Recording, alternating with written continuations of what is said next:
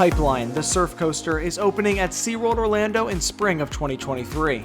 We went out to document construction progress as the park has just finished piecing together the entire track.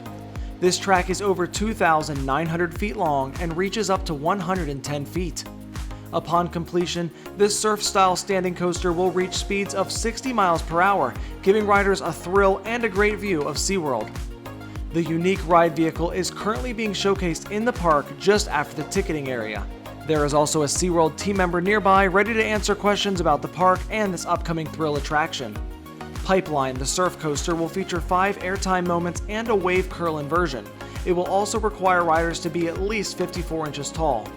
This will be SeaWorld Orlando's 7th roller coaster and will be open around 1 year after their current newest roller coaster, Icebreaker, which is located nearby to this upcoming attraction.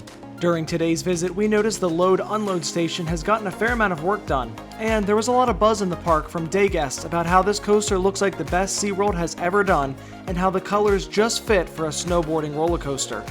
Some of them were a bit confused on the theme, but the excitement for this upcoming ride is definitely there.